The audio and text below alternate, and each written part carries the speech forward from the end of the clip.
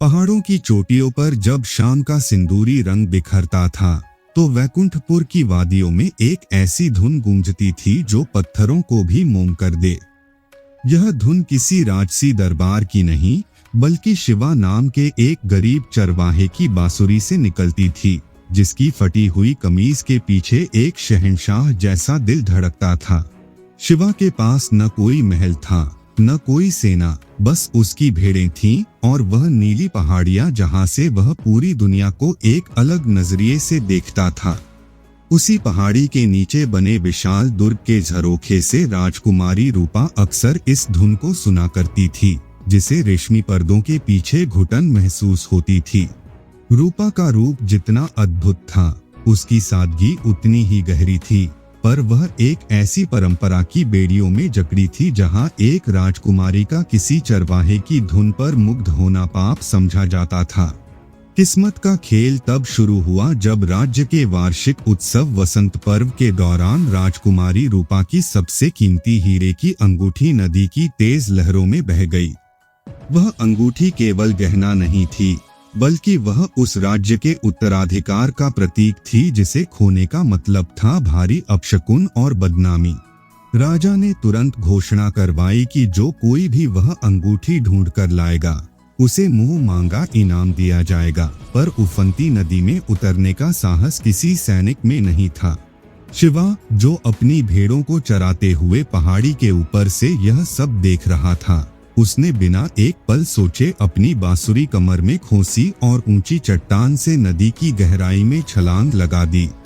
लोग चीख पड़े क्योंकि वह मौत को दावत देने जैसा था, पर शिवा को लहरों का मिजाज और पानी की रग-रग का पता था। घंटों तक पानी के अंदर संघर्ष करने के बाद जब लोगों ने उम्मीद छोड़ दी थी, शिवा की मुट्ठी पानी से बाहर निकली जिसमें वह हीरा सूरज की तरह चमक रहा था। वह थका हुआ और भीगा हुआ जब महल की सीढ़ियों पर पहुंचा तो उसकी गरीबी और राजकुमारों की चमक के बीच एक गहरा अंतर साफ दिख रहा था।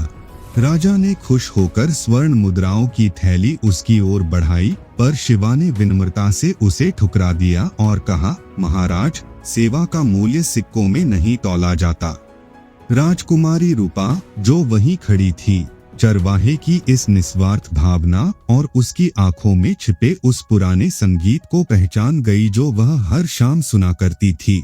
राजा चकित थे क्योंकि आज तक किसी ने उनके पुरस्कार को ठुकराने की जुर्रत नहीं की थी, पर शिवा के लिए वह अंगूठी लौटाना महज एक मानवीय धर्म था। उस दिन के बाद महल की दीवारों और पहाड़ी की पगडंडियों के बीच एक अनकहा पुल बन गया, जहां शब्दों की जगह संगीत ने ले ली थी। रूपा अक्सर बहाने बनाकर जंगल की सीमा तक आती, जहां शिवा अपनी भेड़ों के साथ प्रकृति के रहस्यों को साझा करता था। उसने रूपा को सिखाया कि कैसे हवा के बहने से आने वाले तूफान को पहचाना जाता है और कैसे नन्ही चिड़ियों की चहचहाहट में खुशी ढूंढी जाती है। रूपा को समझ आया कि जिसे वह अब तक जीवन समझती थी, वह केवल एक बाहरी आवरण था। असली जीवन तो यहाँ मिट्टी और सादगी में बसा है। लेकिन यह प्रेम एक ऐसी आग थी जिसे दुनिया की नजरों से छिपाकर रखना असंभव था, और महल के गुप्तचरों की नजरें उन दोनों के इस पवित्र रिश्ते पर पड़ चुकी थीं। राज्य के मंत्री और सेनापति, जो खुद रूपा से विवाह कर सत्ता पाना चाहते थे, उन्होंने राजा के कान भरने शुरू कर दिए कि एक चरवाहा राजकुमारी को गुमराह कर रहा है। राजा ने क्रोध में आकर शिवा को दरबार में बुलाया और उसे अपमानित करते हुए कहा, एक नीच चरवाहे की हिम्मत कैसे हुई कि वह राजसी मर्यादा को चुनौती दे। शिवा खामोश रहा, पर उसकी आंखों में वही स्थिरता थी जो पहाड़ों में होती है। उसने बस इतना कहा कि प्रेम जाति या ओहदा नहीं, केवल हृदय की पवित्रता देखता है।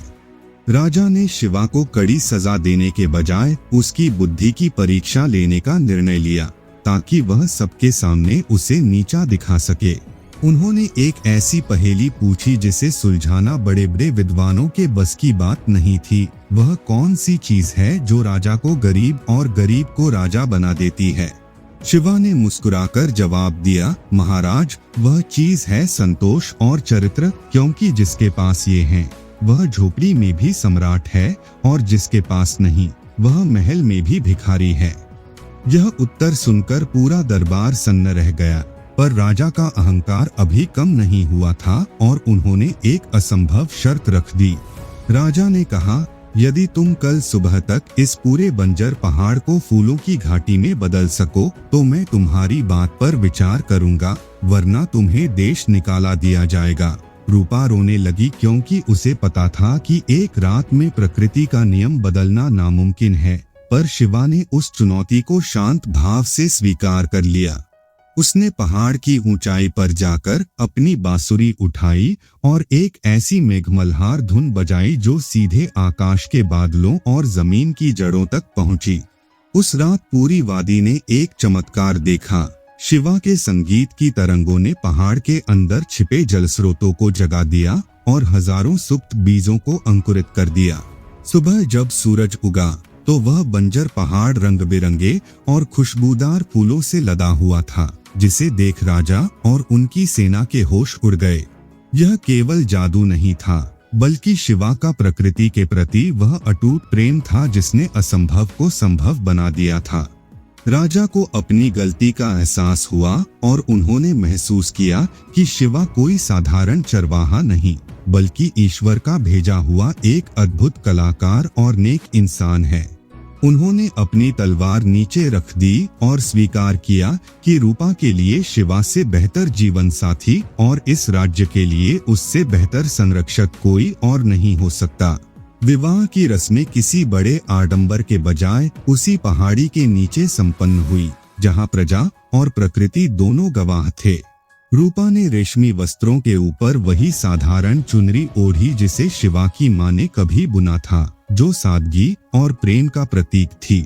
शिवा ने महल में रहने के बजाय राजा से प्रार्थना की कि उसे पहाड़ों की निगरानी और प्रकृति के संरक्षण का कार्य सौंपा जाए।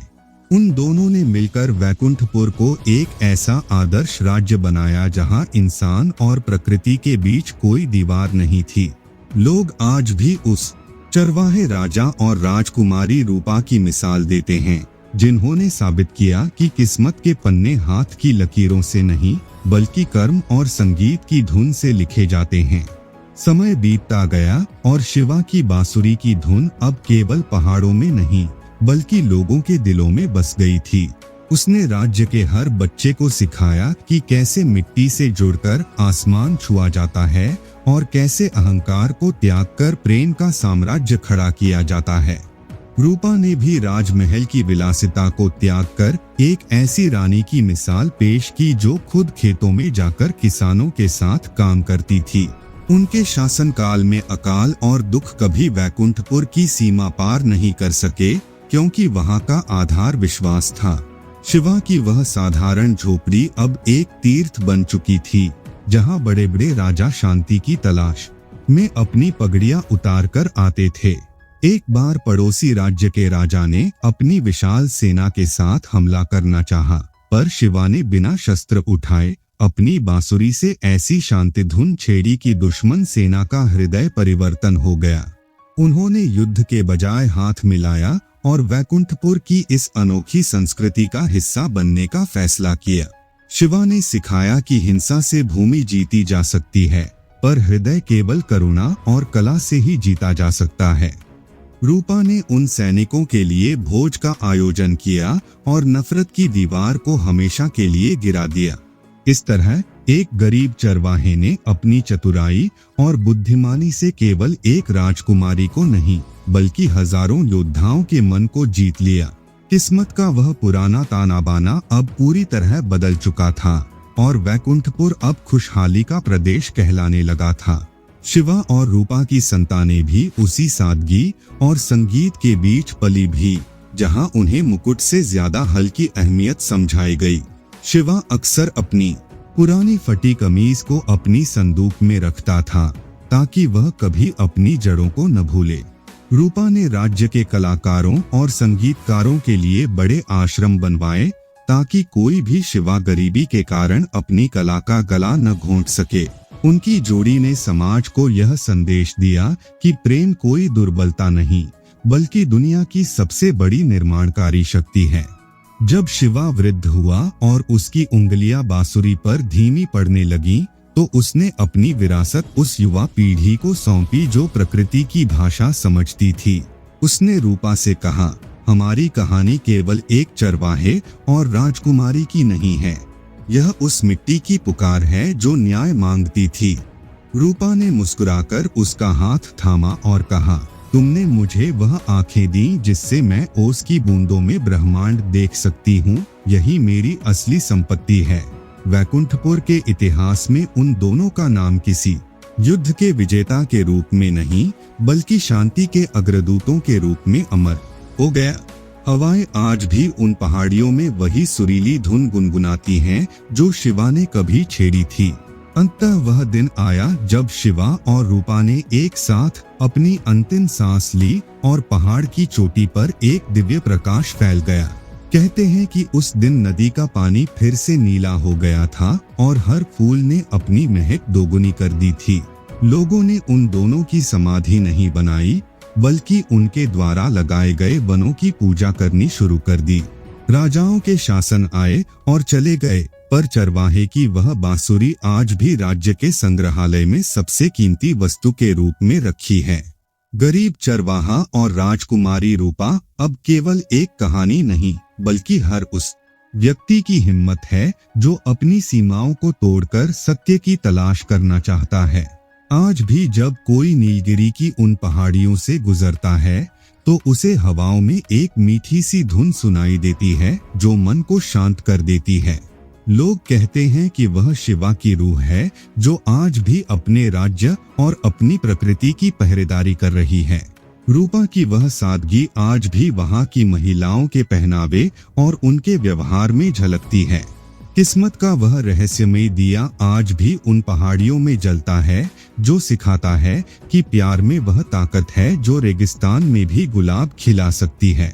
चरवाहे का संगीत और राजकुमारी का समर्पण एक अमर गाथा बन चुका है जो युगों युगों तक सुनाई जाएगी। अंतिम शब्द हमेशा उस मौन में होते हैं जो शिवा की बांसुरी के रुकने के बाद पैदा होता था, एक ऐसा सन्नाटा जो तृप्ति से भरा था। उनकी यह महागाथा हमें याद दिलाती है कि हम सब अपनी तकदीर के निर्माता हैं, बस हमें अपने अंदर के संगीत को पहचानने की देर है। रूपा ने साबित किया कि राजकुमारी होना केवल भाग्य नहीं, बल्कि एक उत्तरदायित्व है जिसे वह चरवाहे के साथ मिलकर पूरा कर पाई। उनकी दास्तां का हर अध्याय एक नई सुबह की उम्मीद देता है, जहां कोई अभागा नहीं होता। गरीब चरवाहा और राजकुमारी रूपा की यह कहानी अब हमारे दिलों में एक जगमगाती मशाल की तरह हमेशा के लिए समा गई है।